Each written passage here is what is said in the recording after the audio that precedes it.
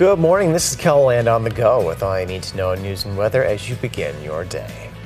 A performing arts center in Pipestone, Minnesota is cleaning up after a car ran into the building over the weekend.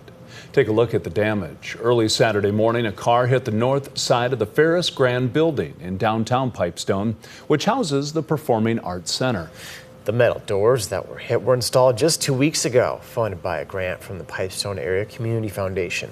However, even with the crash and mess, the Pipestone Performing Arts Center says it won't skip a beat and will still be able to host their next event. Authorities in western South Dakota have arrested a Pringle man on felony arson charges.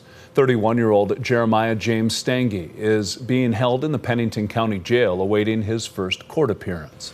The charges are related to 9 separate wildland and structure fires in Custer County.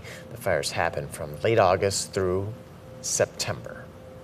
The Sioux Falls Fire Department was called out early Sunday morning to a home in southwest Sioux Falls. It started with a grill on fire on a deck on West 66th Street around 5 o'clock Sunday morning. Fire rescue says the fire spread to the siding and the roof. No one was hurt. Now let's turn our attention to weather and the KELOLAND Live Doppler HD Storm Center to get a check on our Monday and the beginning of the week's forecast. Well, we are looking at a warm day. Plenty of sunshine to go around. Temperatures will be well above average. Numbers into the 70s to near 80 degrees.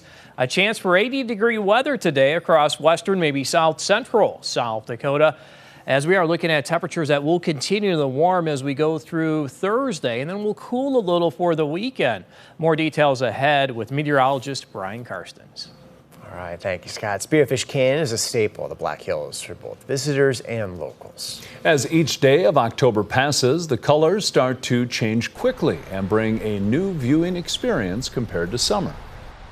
Spearfish Canyon is never dull. It is always vibrant, but especially in the fall, it is really just this mix of blue skies, beautiful trees, and it tends to change a little bit sooner than even the surrounding area in Spearfish. The colors can still be seen through the first 3 weeks of October before seeing a major drop-off. A grocery store on wheels is celebrating 1 year of business. The Sioux Falls Mobile Market made its first sale on October 6th. This week will include discounted groceries and COVID and flu shots at some of the stops. I'm just excited to be a year old, and I'm more excited to pass on the savings to our customers.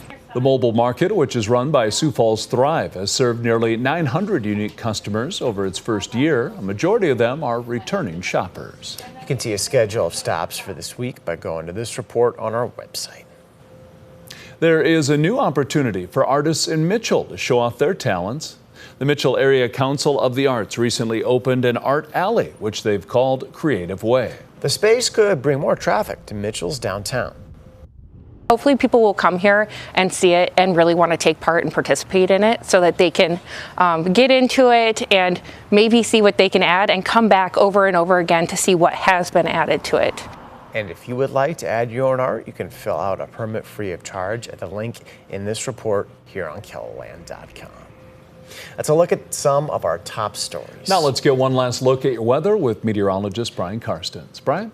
All right, now after a chilly start this morning with patchy frost out there, we are expecting a temperature rebound this afternoon, primarily in the 70s. I think a few folks here in the south central might even hit the lower 80s right around winter, perhaps. But overall, this weather pattern is going to be recharging the next couple of days. So after today's relatively cool start, things tomorrow morning already jumping back into the 40s for lows. So not as chilly, and then tomorrow I expect more 80s to be out there west of Sioux Falls, pretty likely actually, even with hazy sunshine. Don't forget about that too. We've got smoke in the air from western wildfires, and it looks like this temperature trend is still going to go up on Wednesday and Thursday. It is not impossible to get some record highs with this type of pattern. You can see the warmth right there smack dab in the middle of the country, and Sioux Falls right in the middle of that. Now, beyond that, we get into the weekend. There'll be another front that'll come through.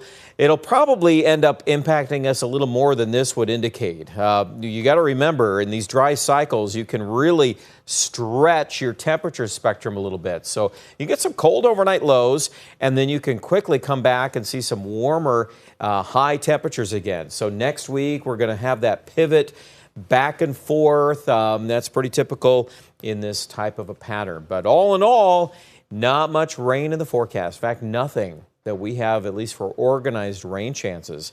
73 Sioux Falls today, 74 Mitchell, 81 Winter. Tonight's lows, 50 Rapid City, couple clouds there, 42 in Mobridge and Aberdeen. And then tomorrow, 77 in Worthington, 82 in Rapid City, 84 there in Rapid, I should say. And then those 80s are likely to expand there Wednesday, Thursday, Friday in Sioux Falls. Weekend-wise, we could see a cold front there by maybe Sunday. We'll see where that fits on the timeline, but that's still several days away. Aberdeen also looking at a cool down as we get toward the end of the 7-day, but even at that, those temperatures are still above the averages for this time of the year. So we got a lot of warm air to work through this week, and it stays dry in Pierre and Rapid, and that means that fire danger will be high, especially with a high of 90 on Thursday in both Pierre and Rapid City. I would be watching that part of the forecast in particular. More details online at KELOLAND.com.